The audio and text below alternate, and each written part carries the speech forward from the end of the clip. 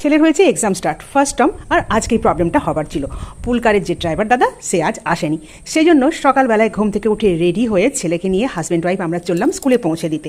এত সুন্দর সবুজ গাছপালাতে ভরা গ্রামের মধ্যে দিয়ে রাস্তা স্কুলে যাওয়ার বরাবরই আমার ভালো লাগে। আগেও তোমাদের সঙ্গে আমি শেয়ার করেছি এটা। স্কুলটা কোথায় তোমরা আমার ভিডিওটা দেখলেই জানতে পেরে যাবে। এই যে স্কুলে পৌঁছে গেছি, এক্সপ্লোর ইন্টারন্যাশনাল সিঙ্গুরে, সেই জন্যই তো দিতে আসলাম। চন্দননগর থেকে বেশ খানিকটা দূরে, ট্রান্সপোর্টও অতটা সুবিধের নয়। ছেলেকে টাটা বাই বাই বলে দিলাম, পরীক্ষার জন্য উইশও করলাম। ছেলে চলে গেল স্কুলের ভেতরে। তারপর আমরা হাজব্যান্ড ওয়াইফ স্কুল থেকে বেরিয়ে না এখন বাড়ি যাব না, অনেক কাজ আছে। আবার সেই সবুজ গাছপালাতে ভরা গ্রামের মধ্যে দিয়ে যাব, তো তাই জন্য ভীষণ ভালো লাগছে। আর এই রাস্তাতেই পড়ে ডাকাতকালী মায়ের মন্দির, সেই জন্যই ডাকাতকালী মায়ের মন্দিরে নামলাম, মাকে দর্শন করলাম, প্রণাম করলাম, আশীর্বাদ নিলাম, প্রসাদও পেলাম। সকালটা মায়ের দর্শন করেই তো খুব ভালো হয়ে গেল। তখন কিন্তু ওই রেগুলার যে পুজোটা হয়, নিত্যদিনের পুজোটা, তখন সবেমাত্র হয়েছিল। পুরোহিত মশাইও মন্দিরে ছিল, তোমরাও দর্শন করে নাও। তারপর আবার আমরা চললাম বাড়ির পথে, ওই সবুজ গাছপালায় ঘেরা গ্রাম্য পথ দিয়ে। এত অপূর্ব লাগছিল।